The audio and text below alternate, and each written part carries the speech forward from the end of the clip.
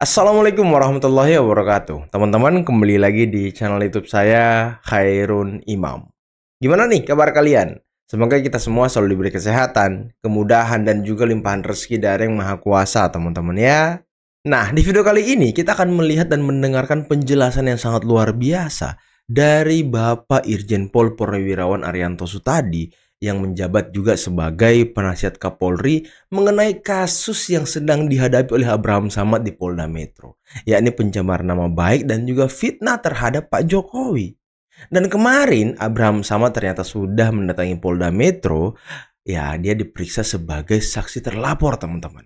Tapi ketika keluar dan selesai diperiksa kurang lebih 10 jam, dia mengatakan bahwa ini adalah upaya kriminalisasi lah, pembungkaman lah, dan banyak tokoh yang mendukung dia, teman-teman. Waduh. Tapi kita juga akan mendengarkan sebuah teori yang mengatakan bahwa Abraham Samad memang ya dugaannya sangat kuat gitu. Dan mungkin saja kemungkinan besar dia juga akan menjadi tersangka, teman-teman. Waduh. Ini makin seru aja nih kasus yang ada di Polda Metro. Karena menyeret 12 nama. Dan konon kabarnya kata si Michael Sinaga bertambah 4 orang. Jadi 16 orang, teman-teman. Nanti kita lihat lah ya bagaimana proses-proses hukumnya ini yang ada di Polda Metro. Dan semoga segera selesai dan naik ke pengadilan. Belum, tersangka dulu dong orang-orangnya. Dan lagi, kita akan mendengarkan sebuah video yang dimana Pradi Bersatu mengungkapkan bahwa Pak Jokowi ternyata pernah menyelamatkan Abraham Samad dari suatu kasus hukum. Benarkah seperti itu? Nanti kita dengarkan seperti apa penjelasannya ya. Dan terakhir, ada Bung Pitra yang membungkam menskakmat Suginur, orang yang disebut-sebut sebagai ustadz, bahkan dipanggil Gus gitu.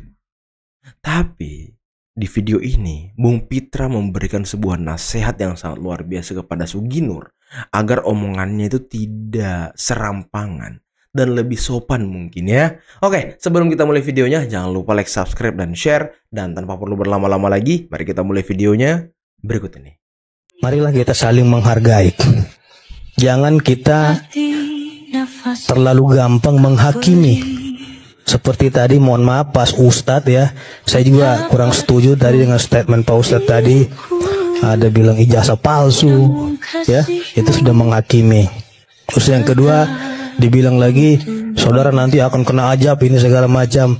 Terlalu gampang kita menghukum seorang bilang ajab gitu. Merinding saya dengarnya gitu loh. Setahu saya, seorang ulama itu mencerminkan kebaikan. Nggak boleh dikit-dikit sujon. Ya, oh jangan-jangan dia begini, jangan-jangan begini.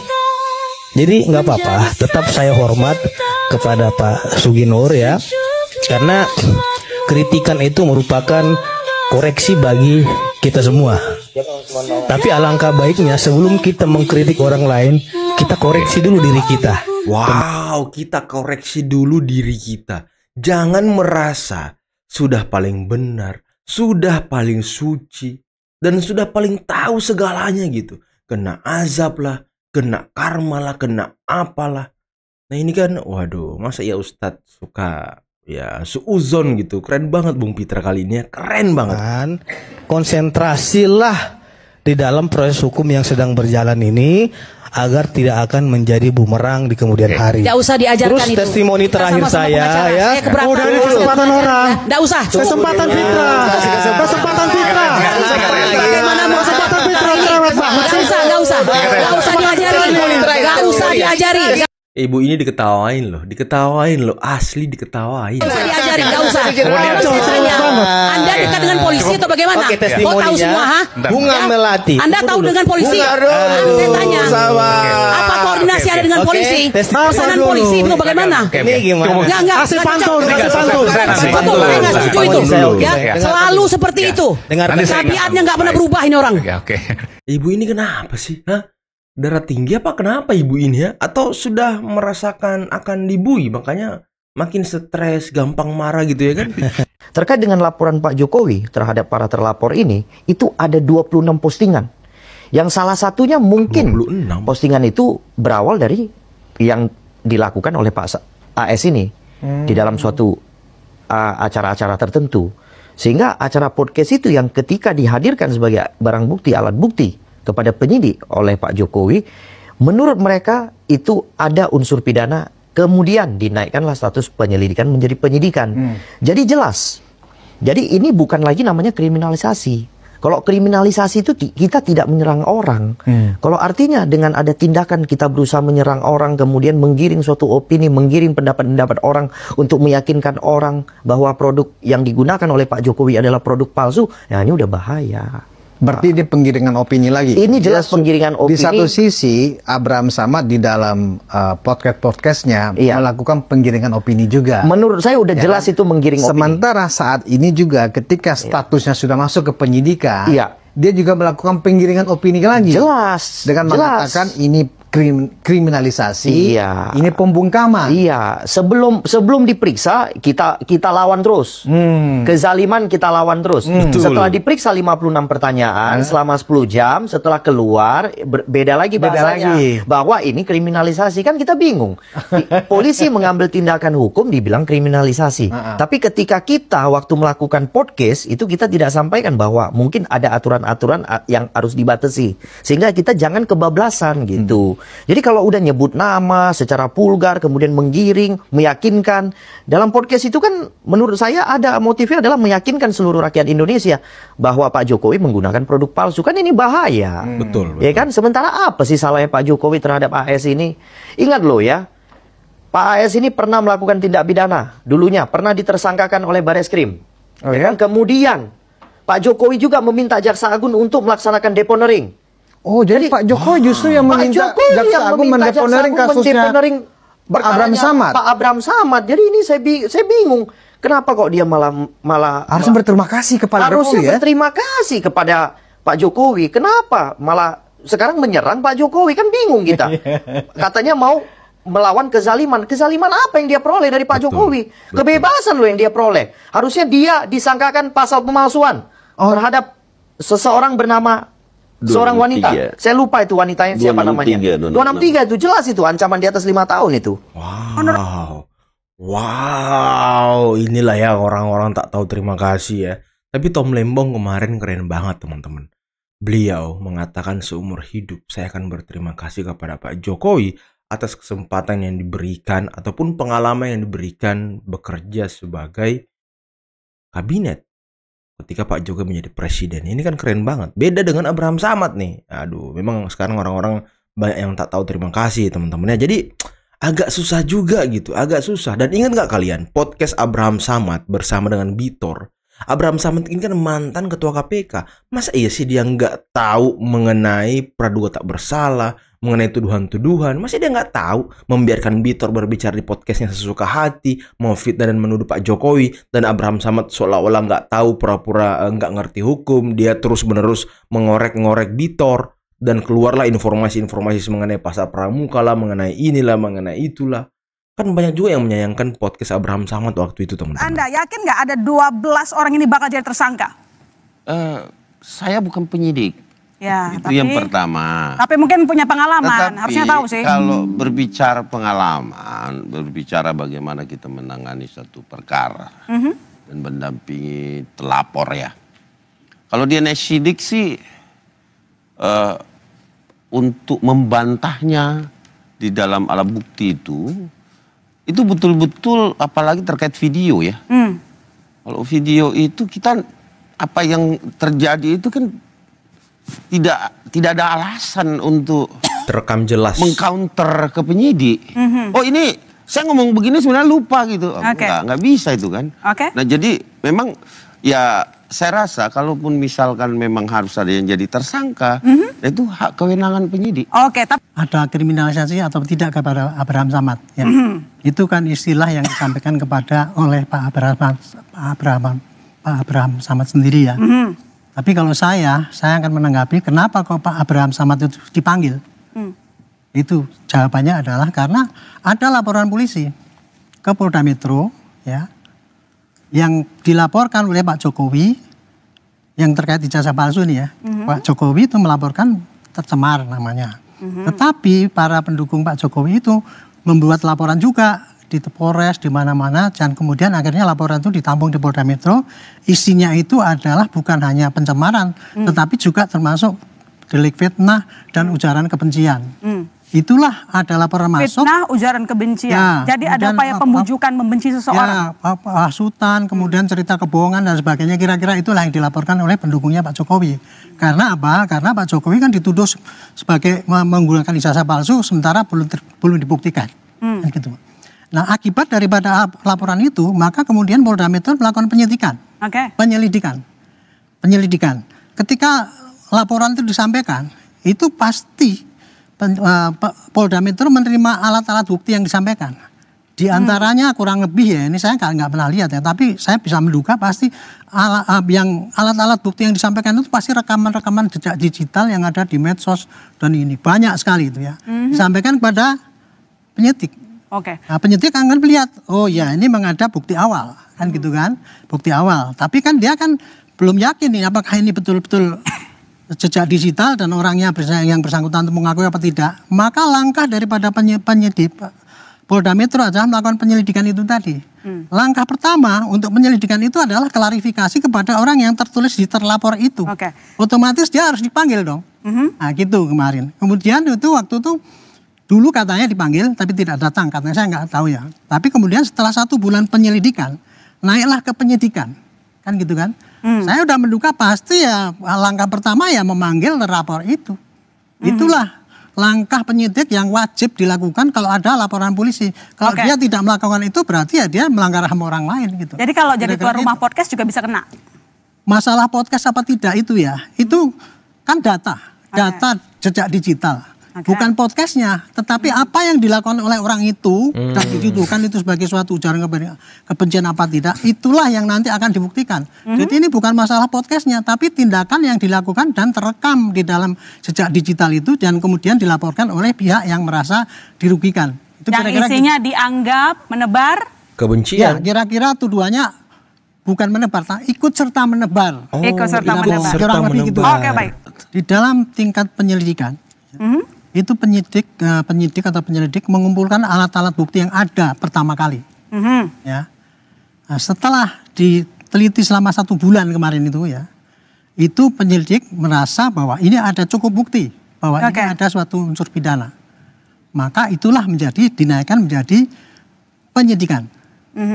Nah, di dalam penyidikan itu belum disebutkan siapa tersangkanya, hanya terlapornya. Kemarin saya baca pemberitahuannya itu gitu ke jaksa ya. Ada 12 terlapor. Kenapa itu muncul? Itu karena itulah yang masuk di dalam LP yang dilaporkan. LP itu dilaporkan dengan bukti-bukti yang ada. Setelah bukti itu diteliti selama 1 bulan, merasa bahwa ini ada unsur pidana, maka kemudian dinaikkan menjadi penyidikan. Nah, langkah pertama yang ditanyakan adalah ya klarifikasi, karena dulu waktu penyelidikan belum datang kan gitu kan. Makanya pasti ada klarifikasi. Tapi satu lagi saya ingin menjawab gini ya. Mengenai masalah ini ujaran kebencian ini podcast dan sebagainya ini kok melanggar pidana apa tidak ini ya. Ini saya tadi melihat pendapat Pak Profesor, penyidik sekarang ini cukup hati-hati. Artinya apa? Sebelum ketika menentukan alat bukti itu, dia bukan hanya alat bukti yang diterima itu saja, tapi dia sudah mencoba menjajaki kepada para ahli, saksi ahli-ahli, ditanyakan apakah ini masuk unsur pidana apa tidak, mengenai delik apa tuh yang pasal karet itu tadi. Itu penyidik tidak menentukan sendiri. Itu penyidik yang mengambil saksi ahli. Nah, kalau saksi ahli itu menandakan itu ya berarti nanti ada yang jadi tersangka. Tapi kalau tidak yang 12 terlapor itu tidak semuanya menjadi Tapi yang membingungkan menurut dari tim Abraham Samad, Pak Arianto, yang dipanggil kejadian 22 Januari. Tapi yang ditanya podcast itu kan. Jadi fokusnya itu lokus deliktinya itu beda banget. Saya tidak tahu ya kenapa penyidik nanyanya gitu. Tapi yang saya tahu yang namanya klarifikasi itu adalah ingin tahunya penyidik apakah alat bukti yang disampaikan pada dia itu benar-benar terkait dengan yang bersangkutan. Karena mungkin yang dilaporkan adalah mengenai masalah podcast ya. Makanya penyidik akan mendalami apakah podcast itu betul-betul miliknya Pak Abraham Samad. Tapi kemudian di mana yang menjadikan dia itu dijadikan ikut serta di dalam tuduhan itu ya. Video itu yang saya tidak tahu kenapa kok tidak ditanyakan. Tapi yang jelas penyidik menanyakan mengenai podcast itu ya karena di dalam laporan itu Pak Abraham Samad itu dilaporkan situ sebagai podcast. Podcaster. Makanya oleh penyidik akan didalami benar nggak ini. Kalau ini benar gitu ya, nanti dia akan sampaikan kepada Pak Saksi Ahli. Pak Saksi Ahli, ini podcast itu ngomongnya begini. Ini masuk nggak dalam pasal karet itu tadi gitu.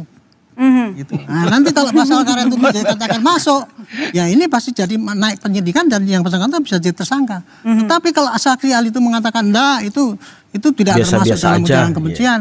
Itu termasuk dalam kebebasan berbicara, berpendapat. Itu jadi nggak masuk. Itu jadi ada dua kemungkinan, tergantung daripada bukti awal yang dikumpulkan oleh penyidik pada tahap penyidikan. Bukti awal itu bisa alat bukti, barang bukti yang ada, dokumen, kemudian saksi keterangan ahli ya, keterangan ahli, kemudian petunjuk itu, keterangan terdakwa kan nanti itu. Itu kalau ini cukup, itu nanti pasti akan naik penyidikan. Tapi kalau tidak, ya nggak jadi tersangka. Kalau tidak jadi tersangka. Nah teman-teman, itulah tadi beberapa video yang bisa kita simak pada kesempatan kali ini. Dan gimana menurut kalian? Bung Pitra yang membungkam omon-omon dari Suginur, orang yang selama ini dipanggil Gus, tapi nggak tahu asal-usul Gusnya tuh dari mana. Dan dia punya banyak pengikut. Dia kan ini pendakwah katanya teman-teman. Dan ya siraman rohani yang diberikan oleh Pitra ini sangat luar biasa. Jangan mudah menghakimi orang. Kena azab lah. Jangan selalu mengatakan jangan-jangan begini, jangan-jangan begitu. Ini kan aduh kecurigaan terus yang muncul. Kok Ustadz gampang sekali curiga sama orang tanpa melakukan tabayun terlebih dahulu gitu. Ustadz apa ini teman-teman? Aneh juga saya ngelihatnya. Ditambah lagi si Kurnia. Dikit-dikit ngamuk, dikit-dikit marah-marah. Sepertinya 3 video saya belakangan ini, kalau nggak salah dari kemarin dan 2 hari lalu, itu tentang Kurnia aja tuh ngamuk-ngamuk ke Pitra, ngamuk-ngamuk ke Pitra. Setiap Bung Pitra ini mengatakan sebuah masukan ataupun sedikit memberikan pelajaran penting kepada Roy CS, dia ngamuk-ngamuk, dia marah-marah. Inilah mungkin ya, lagi-lagi saya bisa katakan tabiat orang yang mungkin sudah mengetahui nasibnya akan semakin buruk teman-teman. Karena ini kan sudah naik tahap penyidikan. Bentar lagi pengumuman tersangka. Dan minggu ini ya mereka nggak datang. Sepertinya cuma Abraham Samad yang datang dipanggil oleh Polda Metro. Dan saya angkat topi sama Abraham Samad. Beliau berani, beliau tidak menunda-nunda proses hukum. Beliau langsung menghadiri Polda Metro untuk melakukan klarifikasi, untuk melakukan pemeriksaan dan lain sebagainya. Ya mungkin Abraham Samad bisa lolos, bisa enggak gitu ya kan. Tergantung penilaian penyidik dan juga saksi ahli. Nah inilah yang mungkin nanti kita akan saksikan di next drama-drama berikutnya teman-teman. Dan mungkin ya si Kozinudin ini kan kemarin kita lihat ke Kejaksaan lagi, ke mana lagi ya, ke Tangerang lagi. Sepertinya dia sedang mencari perlindungan agar klien-kliennya ini tidak bisa dijerat hukum teman-teman. Karena kan selama ini dia tidak pernah menang tuh di pengadilan. Mungkin dia sedang berusaha untuk memperbaiki citra dan juga nama baiknya sebagai pengacara kondang teman-teman. Dan tadi penjelasan dari Lecumanan. Kalau nggak salah nama beliau ini Lecumanan ya, keren juga namanya. Mengenai Abraham Samad yang pernah diselamatkan oleh Pak Jokowi dari sebuah kasus hukum. Dan ternyata ya dia tidak pandai berterima kasih seperti Tom Lembong. Tom Lembong dengan besar hati, dengan jiwa yang, ya saya bilang jiwa yang petarung gitu, pejuang. Mengatakan ya hal yang sangat luar biasa. Saya berterima kasih kepada Pak Jokowi seumur hidup saya. Telah memberikan kesempatan, memberikan jabatan sebagai menteri, sebagai penasihat ekonomi dan lain sebagainya. Beliau berterima kasih dengan hati yang lapang, jiwa yang besarnya. Nggak kayak Abraham Samad. Aduh, apaan sih orang ini teman-teman. Dan apakah nanti Abraham Samad akan menjadi tersangka? Ataukah dia akan bebas? Ya nanti kita lihat drama berikutnya ya. Saya sih menunggu-nunggu nih Roy Suryo CS dipanggil. Apalagi Rismon yang omongannya besar banget tuh belakangan ini. Kurnia juga ya kan yang suka marah-marah. Saya tuh menunggu dan menanti-nanti mereka diperiksa Polda gitu. Apa kira-kira responnya? Karena kan kemarin dia sudah marah-marah di Komnas HAM, marah-marah di Kompolnas, apalagi di Komnas HAM. Ya sok banget orang ini, sok pinter gitu, sok iye gitu. Aneh juga orang ini. Tapi ya udahlah teman-teman, biarkan mereka menari di atas penderitaan dan nasib buruk yang akan menanti mereka. Dan biarkan mereka berkicau di luar sana. Kalau kata Bung Pitra ya, burung berkicau itu ya dikandangin gitu. Oke lah, mungkin cukup sekian dulu video kali ini. Jangan lupa like, subscribe, dan share videonya. Akhir kata, billahi taufiq wal hidayah. Assalamualaikum warahmatullahi wabarakatuh. Bye-bye.